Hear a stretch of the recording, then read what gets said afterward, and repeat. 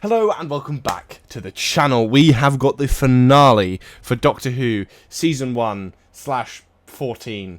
It's kind of weird, but we've got the finale. I am joined by the wonderful St. Pat. Say hello, fella. Hello. And yeah, we'll be watching the finale. We're both very interested to see where this goes. I will say, in this instance, Pat is a lot more experienced than me with Classic Who, so he will know a little bit more about Sutekh going into this, which is going to offer a pretty good perspective, as I'm more of a new Who guy. I think, Pat, have you watched all of old Who, or you've just watched what's out there? No, I've watched basically like what's come up and what I've seen on YouTube. Okay. Like, what's just out there. Yeah. That people have uploaded and stuff like that.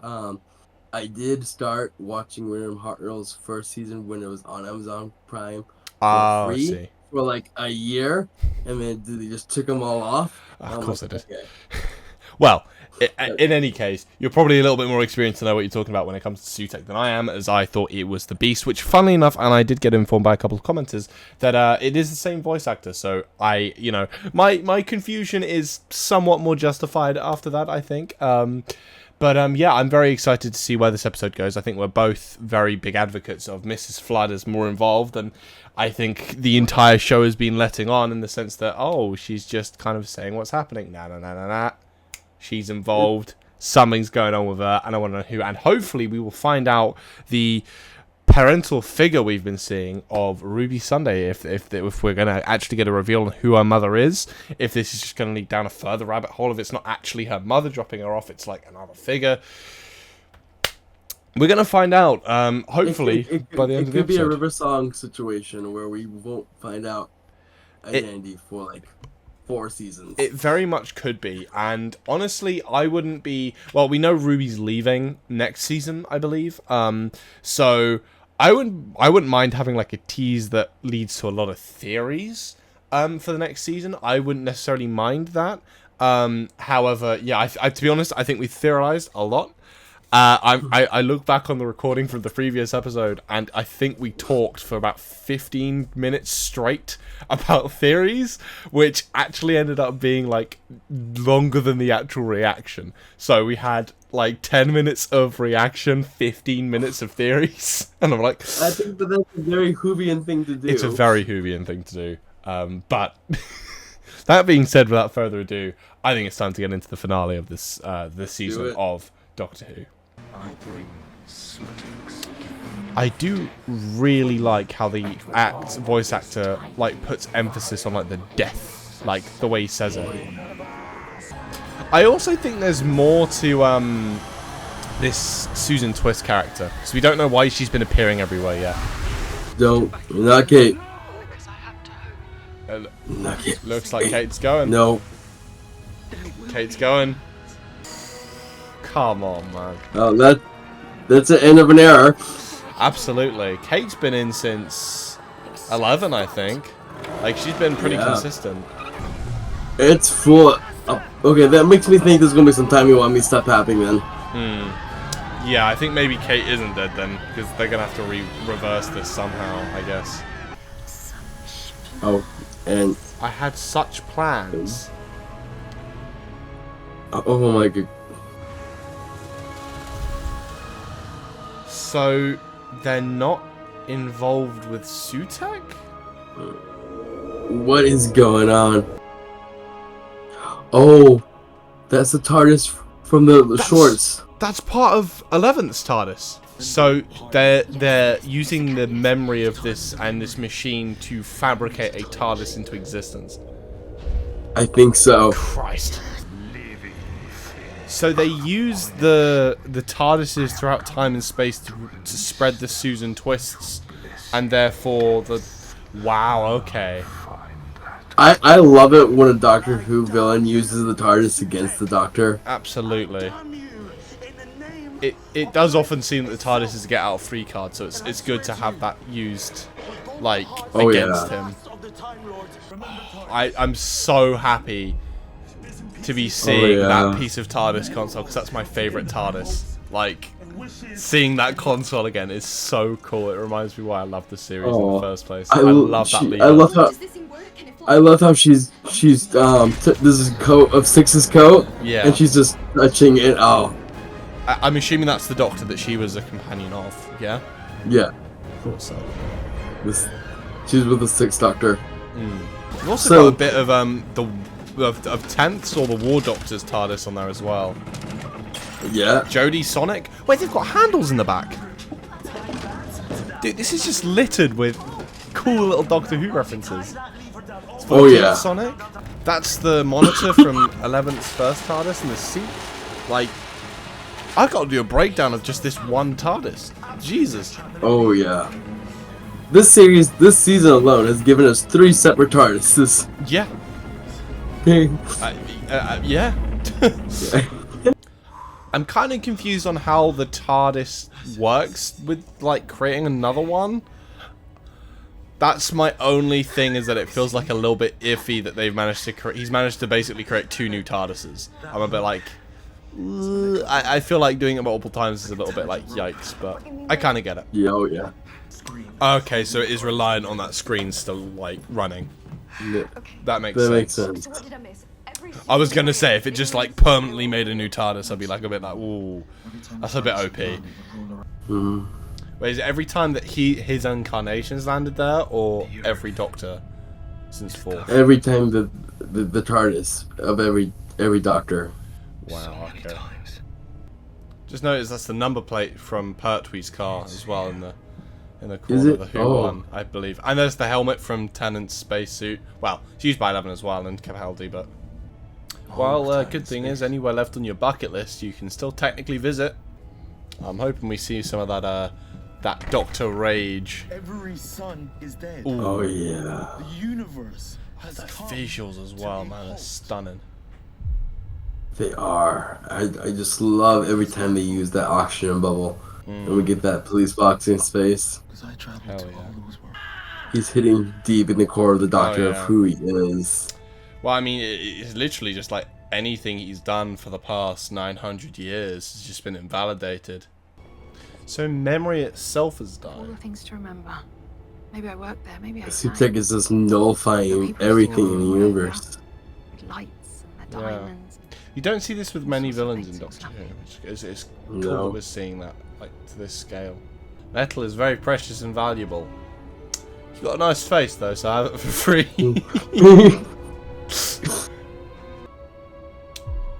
That's not dark, is it? That's not... No.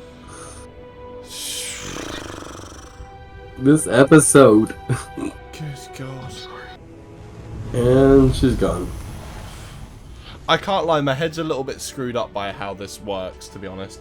But I'm sure it will get explained. Oh. But what does this have to do Maybe the woman wasn't pointing at the Doctor. Maybe she was pointing at Sutek. Yeah. I am also slightly confused because surely... Is Ruby's mum human? Because if so, like... I don't know if this is hinting at knowing who her mother is as much as hinting at the whole alternate kind of reality that went on. I don't know. I'm slightly confused as to like how this is all working, because if Ruby Sunday's mother's just like a normal human, how can she make it snow everywhere? Like, there's a lot of kind of unexplained things. Don't worry about me. Oh yeah, you're worried about her. Find that name. I think the Doctor might be onto her. I don't know. Oh, that's why she's keep sending him out. Although I don't think Mel's fully committed to like Sutek. I don't know. That's not terrifying at all. No. The robes are pretty cool though. I won't lie. If they said silence can fall, I was about to say. Oh right. What's the name? Oh. You great big god of nothing. She's putting him on a leash. Yes. Wait, she's in the glove. Is it literally as simple as a dog whistle and leash? Low tech, Doctor Low Tech. Oh, she's using the... No way, is it like a TARDIS vacuum for evil people? Or laser. Laser works better, I think.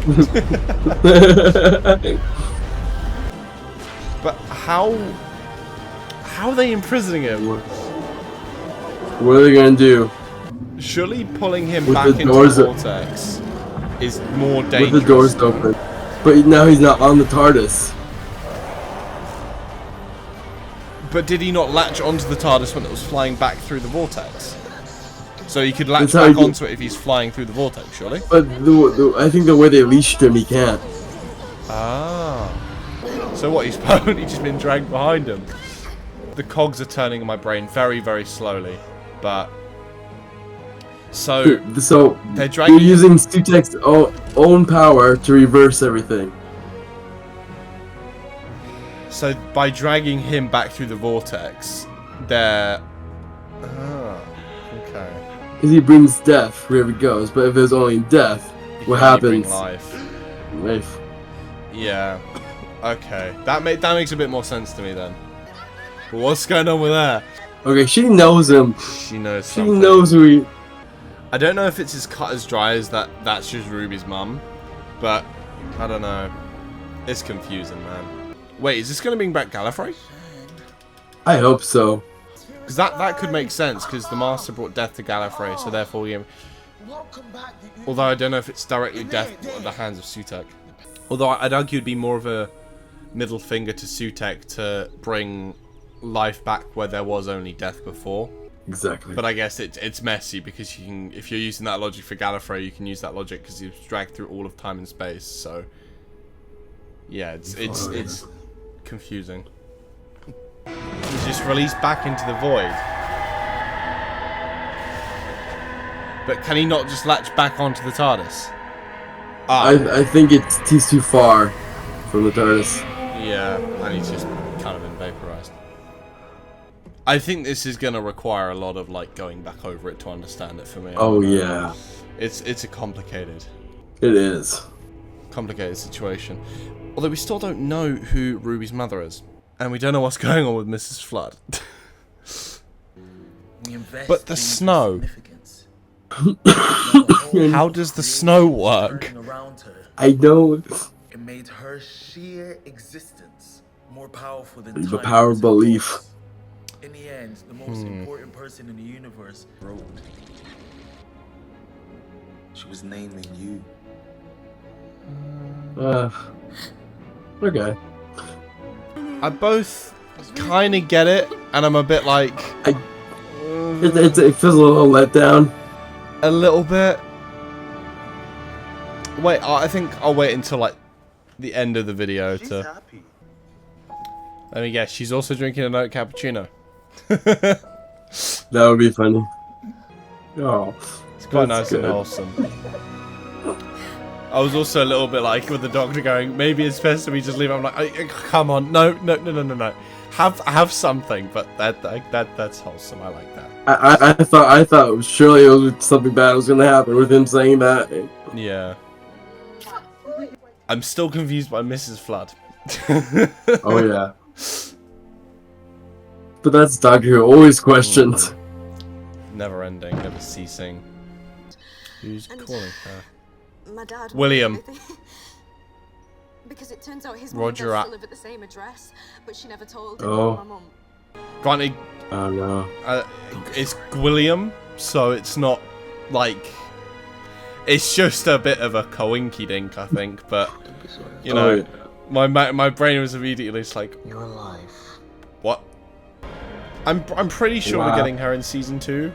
Oh, she, yeah. Say it back, Doctor. Come on, you silly sod. Say it back. Even if it's under your breath, it still counts. Come on, boy. And that's how the story of the church on That's the Mrs. Abbey Flood. Road Mrs. comes Flood. to an end. But What life the goes on, doesn't it? Ruthlessly. And what happens, you might wonder? Oh, what happens to that mysterious traveler in time and space known as the Doctor? I'm sorry to say his story ends in absolute terror. Night night. Are you Mrs. Flood? So, that was Empire of Death. I'm a that mix. was a mind trip. It was a mind trip. See, I both love. I don't want to say hate, but I kind of dislike what they've done with Ruby's mother at the same time.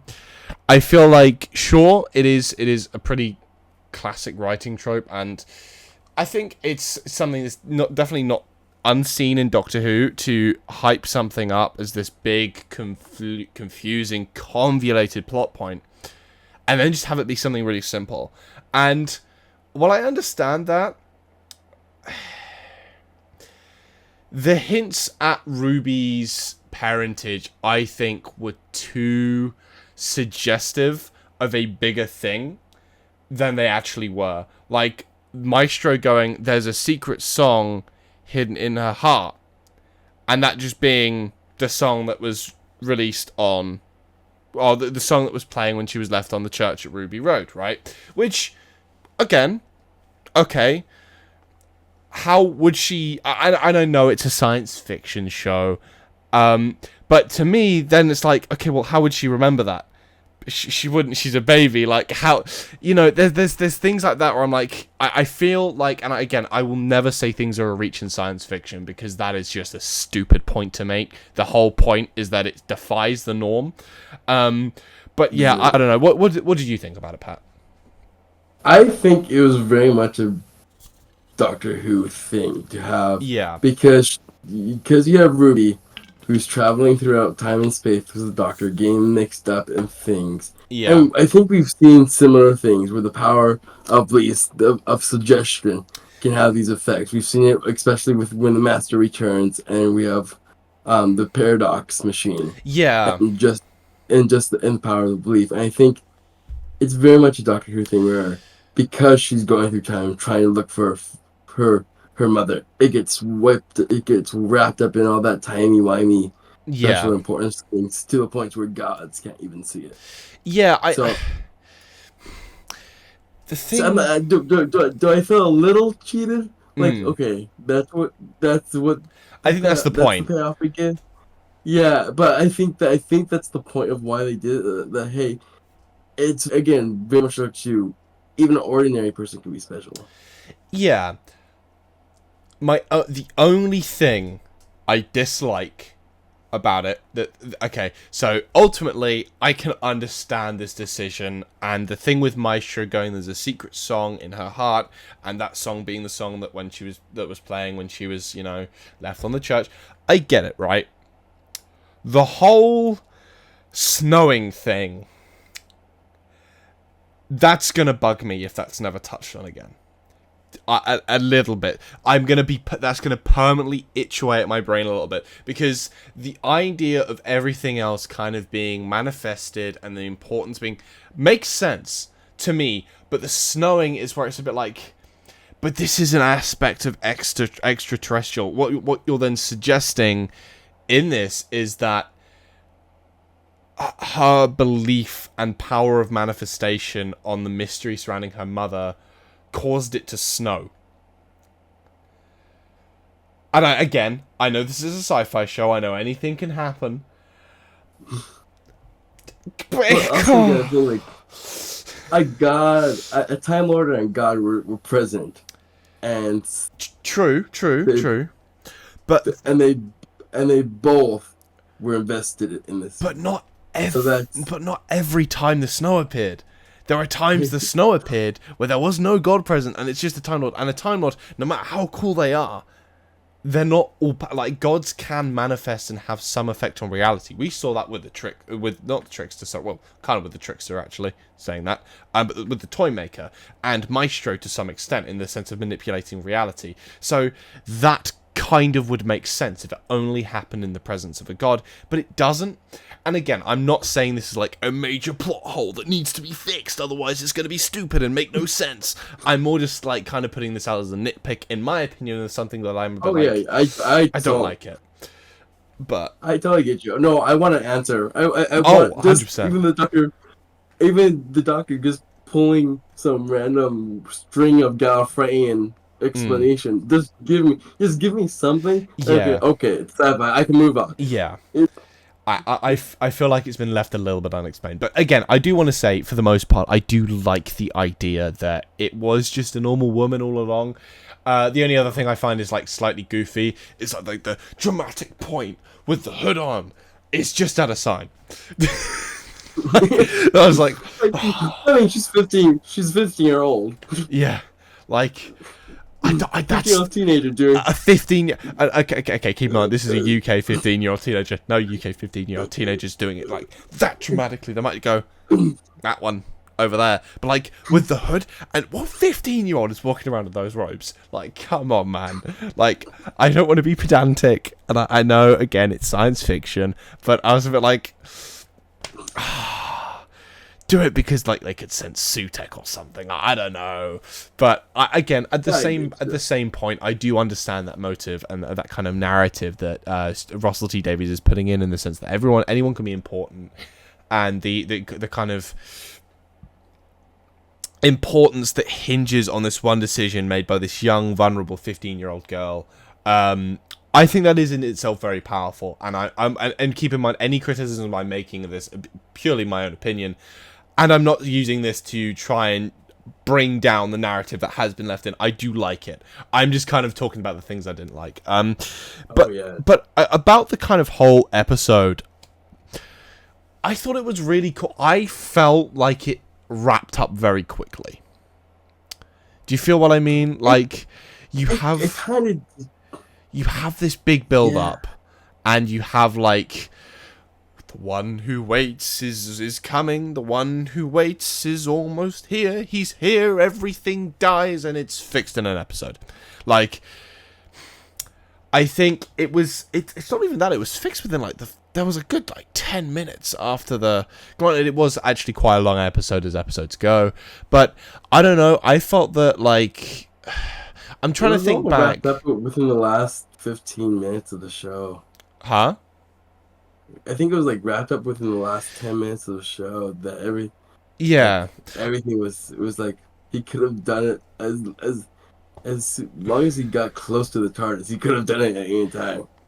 Exactly, and I'm a bit like I thought as well. The way they did it, sure, it was clever.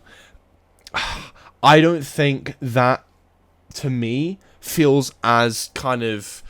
It doesn't feel like it's you know with Doctor Who, I found that most of the time the bigger the threat, the bigger the kind of effort, not necessarily effort, sorry, but the bigger the kind of spectacle defeating that threat has to be.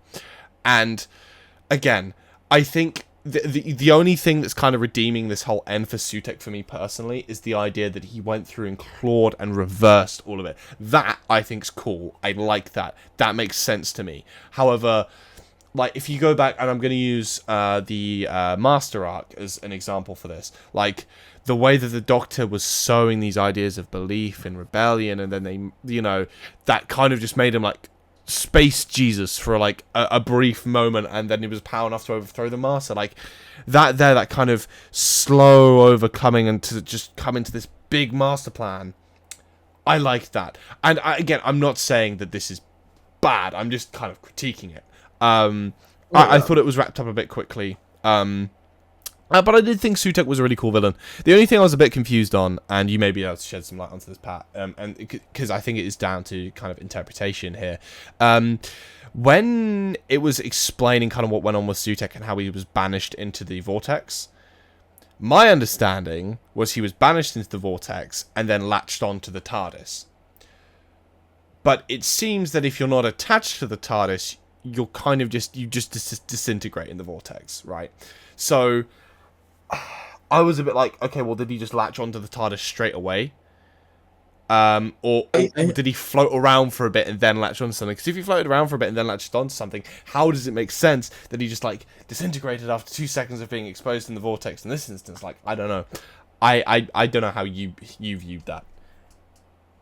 I think it's just I chalk it up to the TARDIS randomly using the thing where it appears in the vortex at the right moment. And it just because if you go back to the shots when you see it, and if you watch the episode, he kind of just fades away into his coffin, into the vortex. There's nothing behind because obviously people who were the writers who were writing Tom Baker's wasn't thinking that Sutek would come back. No, true.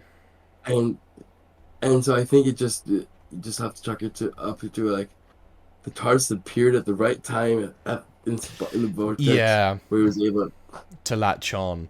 I will say, and again, I know I've been a little bit not necessarily negative, but critical of this episode so far. Oh, no, you're good, man. What I did really like was the 73 yards thing, like the whole emphasis on this, like the thing with like the perception filter. I thought that was genius. I thought that was a really, really cool and complex way to have Sutek get this kind of universal domination. That to me was genius.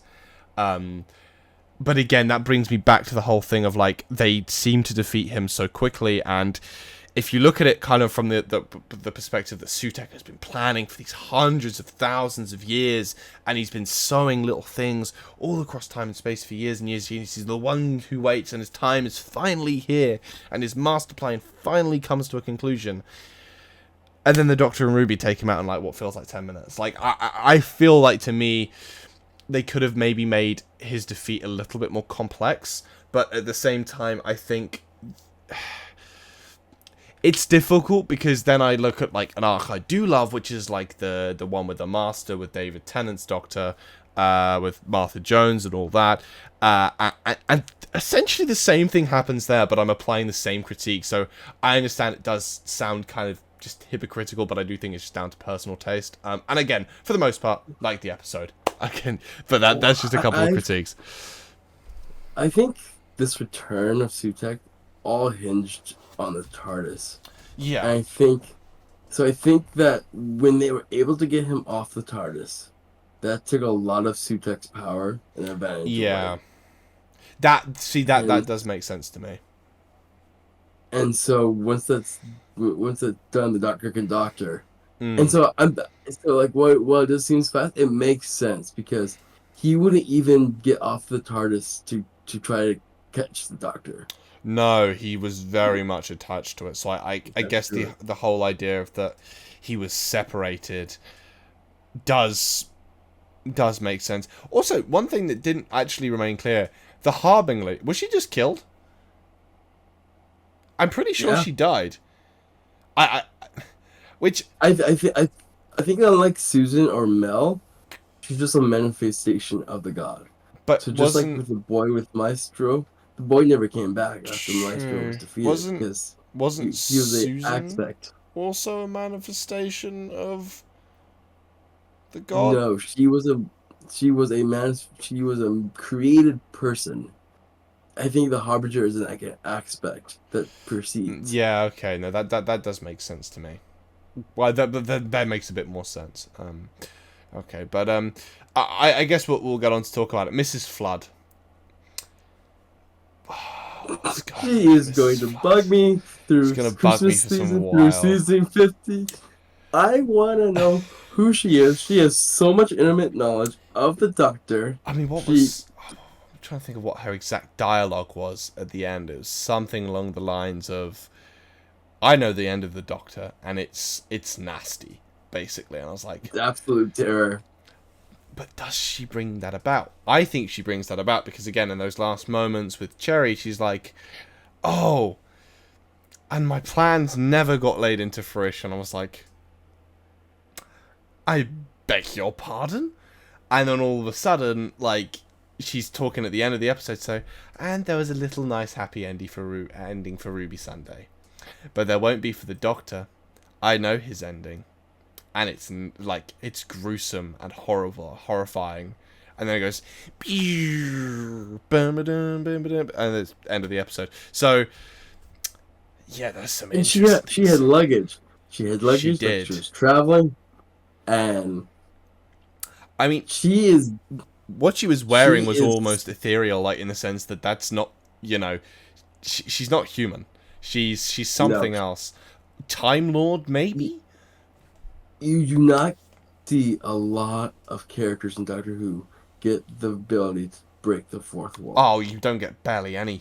Like, it's increasingly rare. I'm trying to think of instances where it has happened other than this one, because it's the only one I can really remember. The face of Bo has been given like once or twice, at least once, or at least Was he's it? been given like the position. He's either that, or he's been given like this position of a storyteller. Yeah, I suppose so. But like in terms of like as direct of a fourth wall break as Mrs. Flood, I don't think we've ever had something quite like that, because she does basically jump out of the screen and talk directly to you as an audience, going, "That's a TARDIS. They're about to have some adventures together," and it's like, I know the Doctor's end. And it's not like she's telling the story to someone else, and you're getting kind of a fourth wall break in knowing what's going to happen in the future when she's talking to another character. No, she's talking to the viewer. Like, that's not a common thing. But and when Gran and Mrs. Flood came back to life, she was like, "That good old boy did it." Yeah. It's so again, that almost suggests to me that they don't necessarily hate the Doctor, whether or not they're just complicit, not necessarily cooking up the kind of the end of the Doctor. She feels more like a watcher. She does. Like, I see what you mean, but how does it work if she's being a spectator? Like, that's a very special kind of a bit, especially with the fourth wall breaks. But that is particularly interesting. Do you want to? I'm trying to think if there's anything else to talk about. They've left it very, very vague, and I think that's the only other slight thing I'd want maybe more out of this season 4 is that they have this tease for Mrs. Flood at the beginning. Then the last 2 episodes there are teasers, but in the entire interim there's nothing. Like, we see her in episode, which was 73 yards was episode 3-ish, 3 or 4. I think 4. I think it was. Can we talk about how, for as much as healing he has done this season, the Doctor still can't tell the people he cares about them to their face. Yeah. Even after this whole kind of retreat he had, and then said, "Oh, I've sorted my head out. I'm mentally sound now." It's like, because he did not tell Mel that he loved her until he realized she was dead. It's a running thing of the Doctor's, I think. I mean, I don't think he ever told Sarah Jane Smith that he did until after going there. Yeah, the whole kind of and Sarah Jane, and then the kind of David Tennant 13/14th Doctor went, I loved her. Like, yeah, it's been a returning kind of thing with Doctor Who.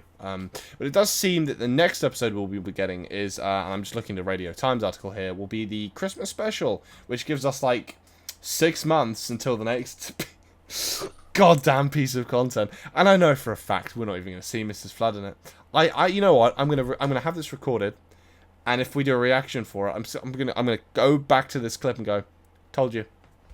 I told you we're not going to get Mrs. Flood in it, and if we do, it's going to be a tease at the very best. It's not going to reveal anything of substance."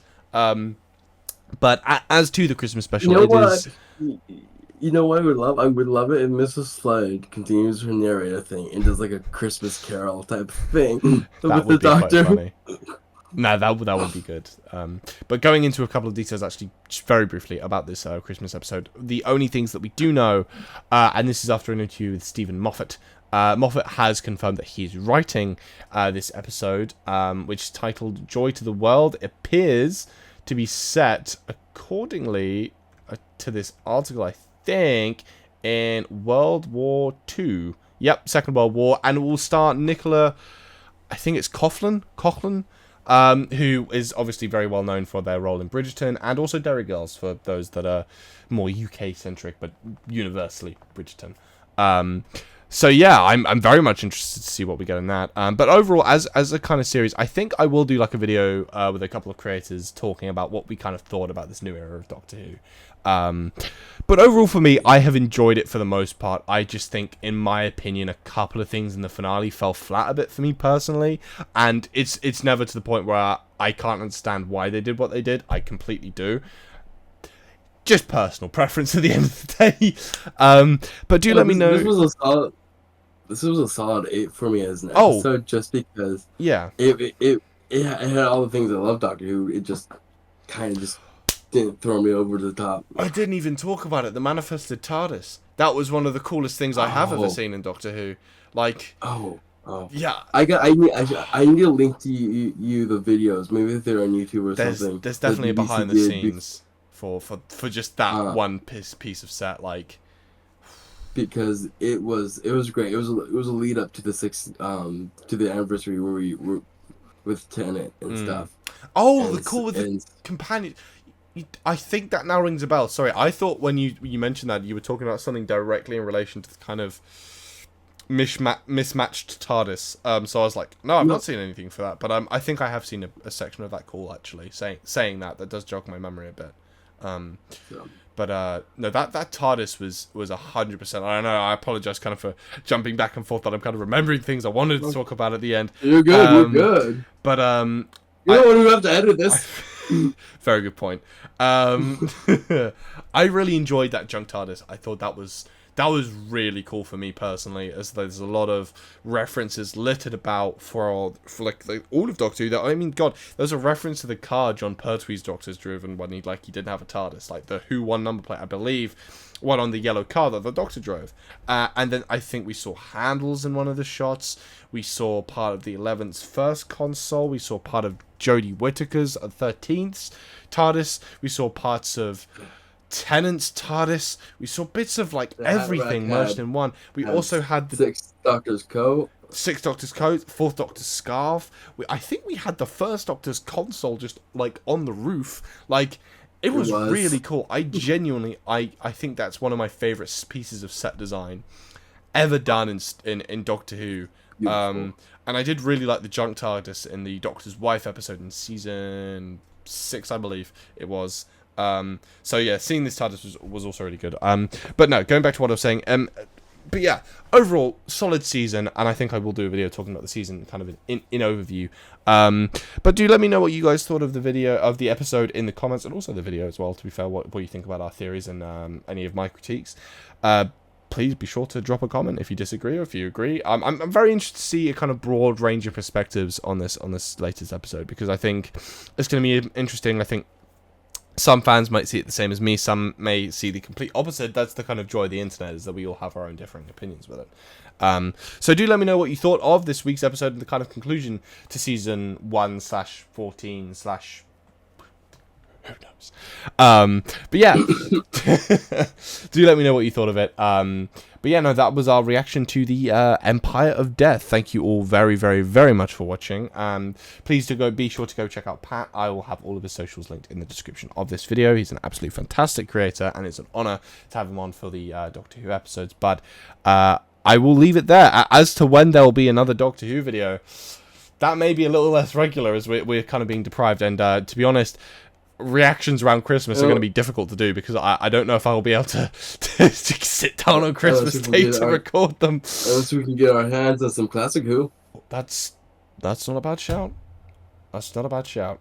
That may well be something we have to consider, but I think I will definitely consider the kind of chance to do a season 1 in overview video with a group of creators talking about season 1. Maybe some that I haven't necessarily had on the channel for reactions, so do be sure to keep your eyes peeled for that. But ladies and gentlemen, boys and girls, I've been Grandmaster Bale. This has been my co-host for the episode, Pat, and I will see you in the next video. Alonzi.